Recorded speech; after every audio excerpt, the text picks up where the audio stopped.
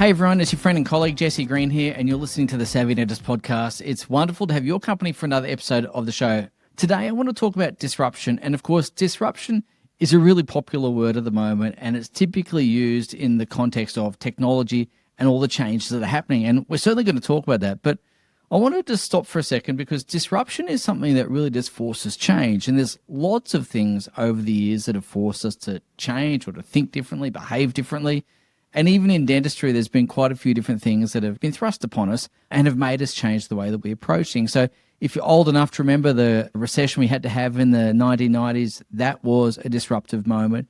Of course, there was things like the GFC, also disruptive.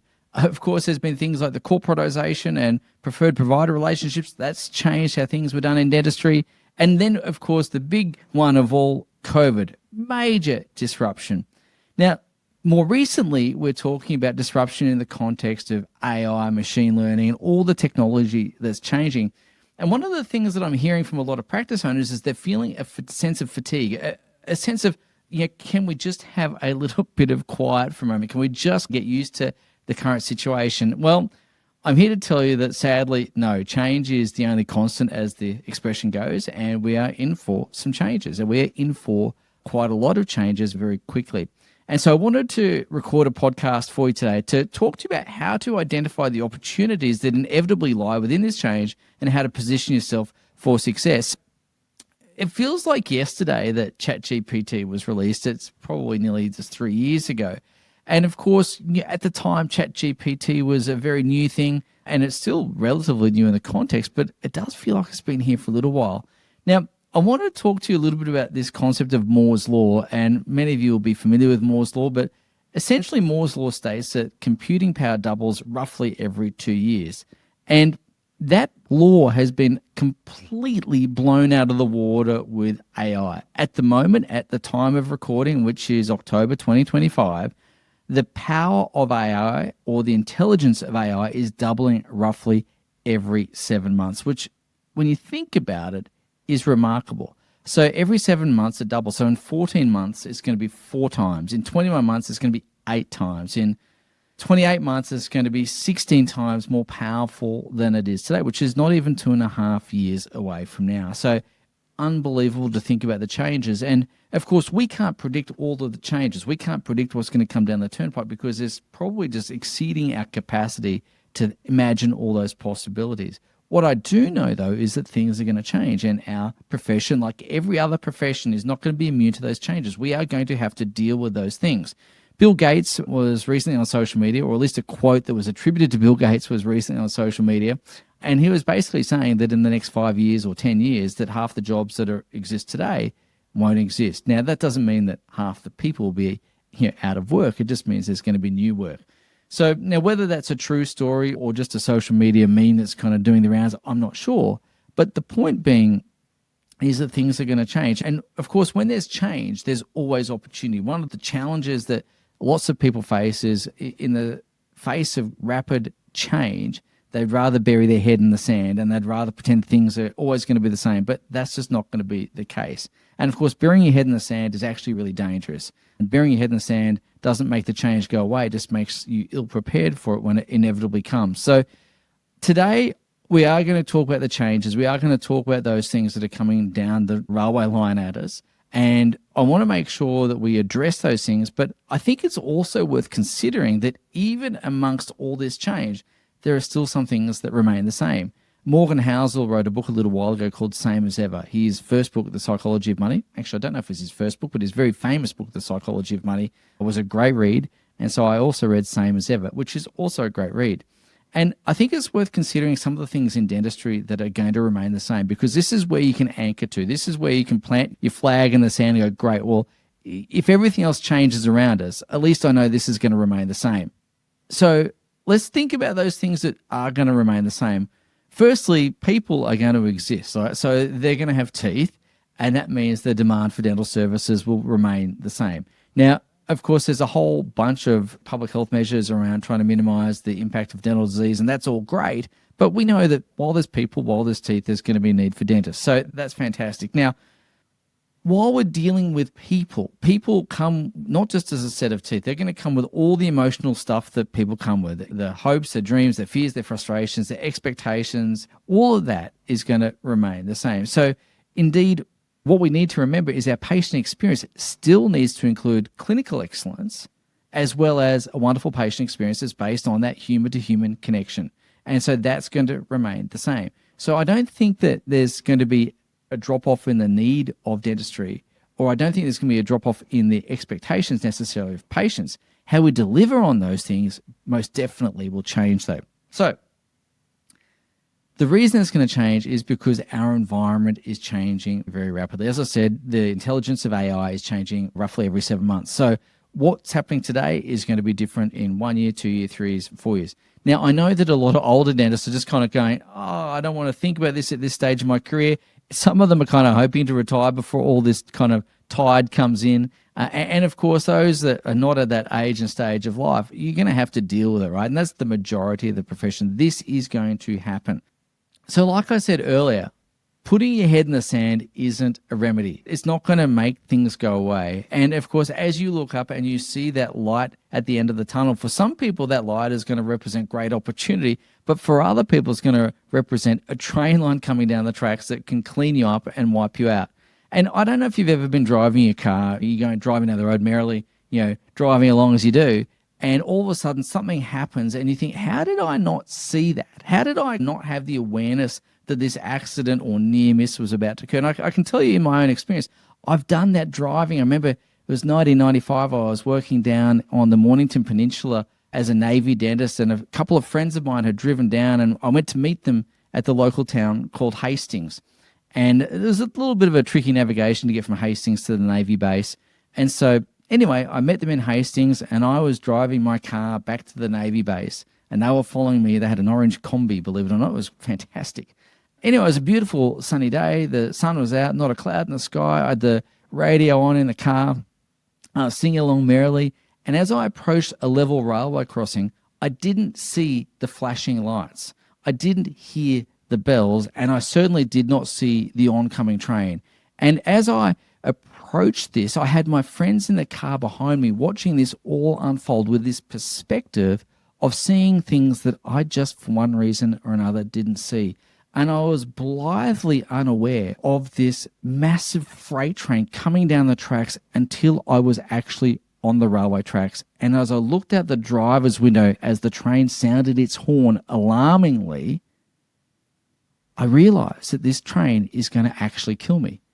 And through the grace of God, I managed to quickly change gears and just make it across the railway tracks. And in fact, the train zipped by me so quickly that the wind of that train shook the car like it was in an earthquake. And I remember getting across the other side of the tracks so scared, so unbelievably petrified that I couldn't engage the clutch of my car, and I just had to pull over to the side of the road.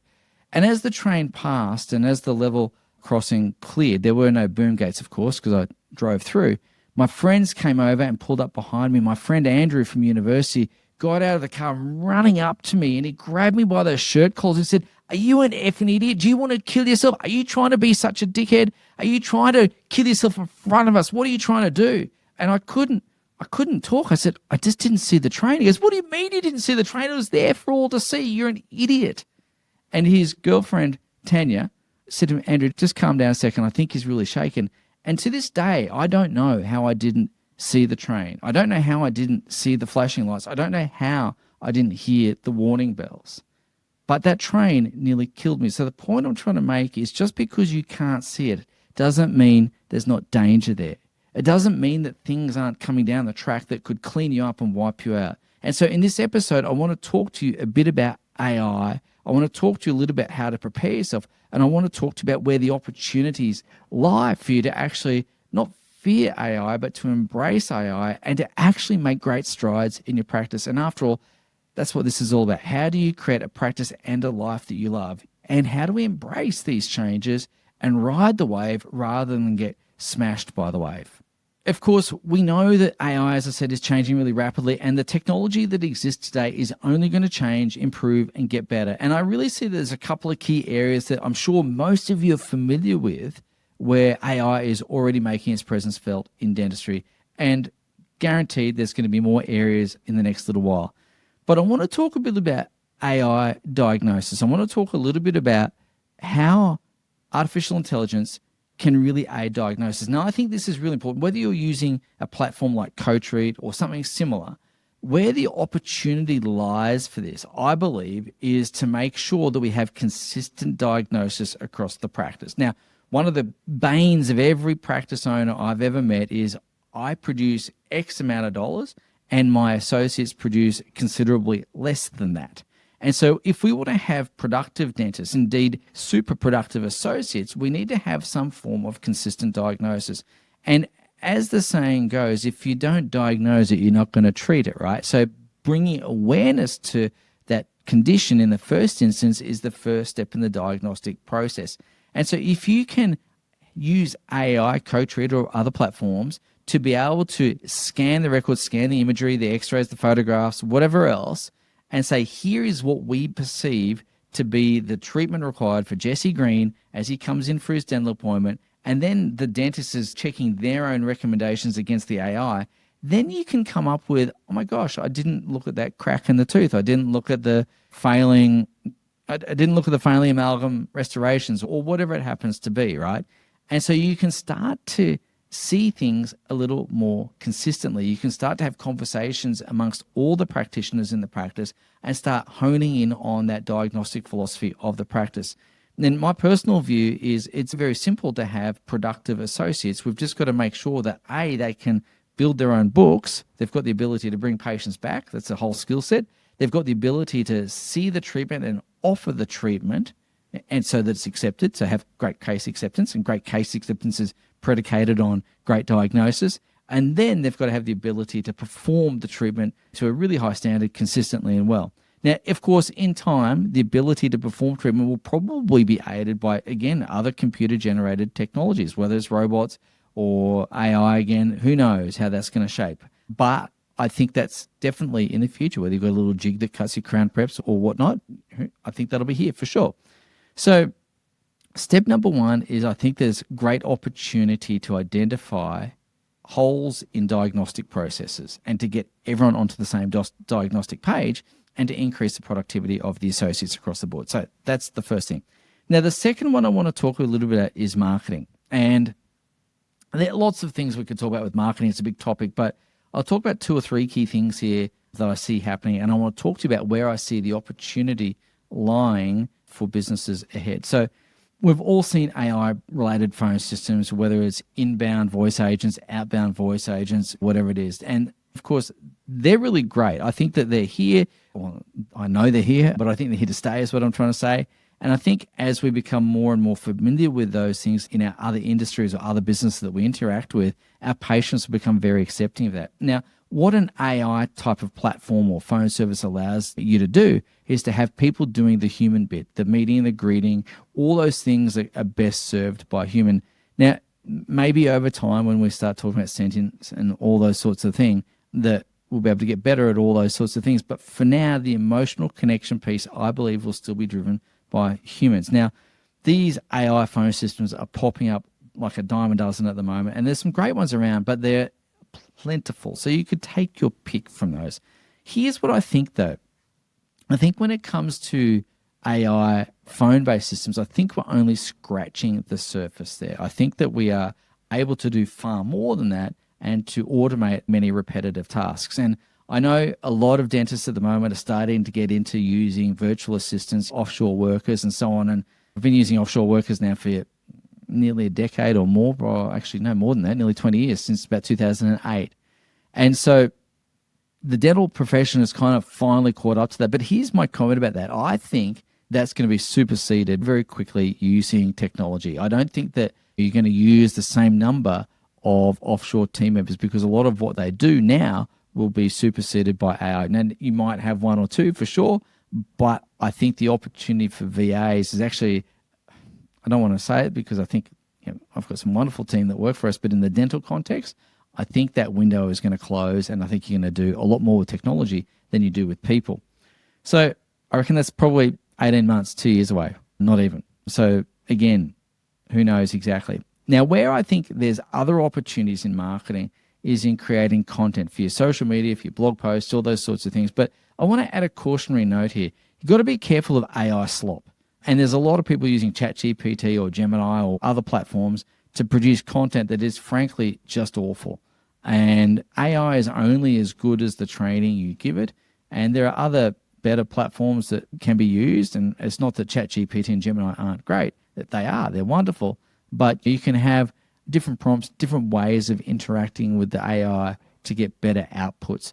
So from a marketing point of view, those businesses that use AI intelligently are going to be driving a Ferrari compared to the old school practices, which are going to be pushing a push bike, not even riding a push bike. That's going to be the differential.